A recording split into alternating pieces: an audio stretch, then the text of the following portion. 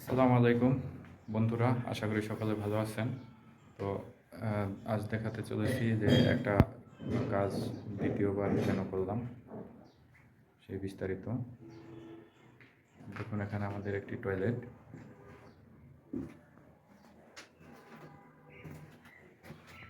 CPVC দ্বারা wiring করেছি।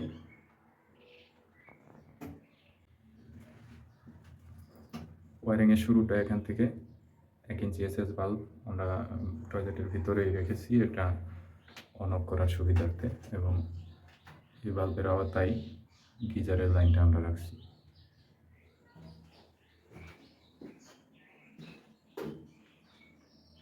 এখানে আমাদের শাওয়ার, 4-ওয়ে পজিটিভ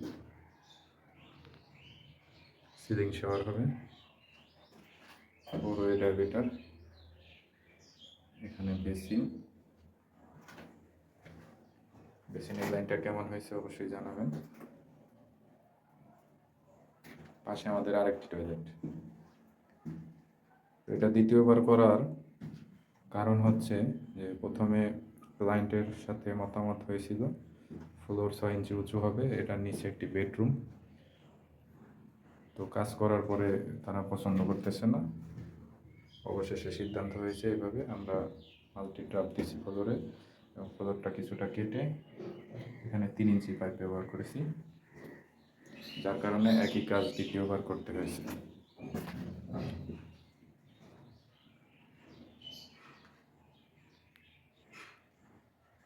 পাশে আমাদের আরেকটি ছোট্ট ওয়াশরুম, এটাতে কোনো কমোড নেই, এখানে শুধু গোসলের জন্য একটি শাওয়ার, 4-ওয়ে ডাইভেটার, সিলিং শাওয়ার হবে, এবং এখানে অজুর বেসিন।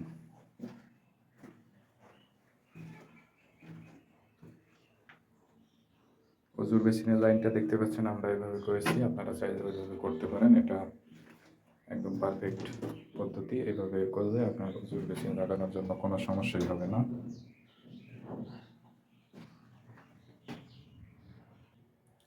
তো প্রিয় বন্ধুরা, কাজটা কেমন হয়েছে অবশ্যই জানাবেন কমেন্টে, ভালো লাগলে বলবেন। এখানে আরও একটু বিস্তারিত বলতে চাই যে এখানে একটা বেডরুমে 2টো টয়লেট, একটি শুধু ওয়াশরুম অজু এবং গোসলের জন্য, পাশে আরেকটা টয়লেটের মধ্যে হাই কমোড বেসিন এবং একটি বাথটাব মিক্সচার আছে। তো এটা ক্লায়েন্টের পছন্দ, টয়লেটে এরা অজু করবে না। তো জিনিসটা আমার কাছে খুবই ভালো লাগছে, তাই আপনাদের মাঝে তুলে ধরলাম। মতামত জানাবেন যে আসলে কাজটা কি ঠিক হয়েছে কিনা। একটা বেডরুমে 2টা টয়লেট, অবশ্য গ্রামের বাড়ি, জায়গা অনেক আছে, যার কারণে এভাবে করা হয়েছে। কেমন হয়েছে অবশ্যই জানাবেন। জেপি প্লাম্বারের পক্ষ থেকে সকলকে ধন্যবাদ জানিয়ে শেষ করছি আজকের কাজের ভিডিও। আগামীতে অন্য কোনো কাজের সাথে দেখা হবে, ততক্ষণ ভালো থাকবেন সবাই। আল্লাহ হাফিজ, আসসালামু আলাইকুম।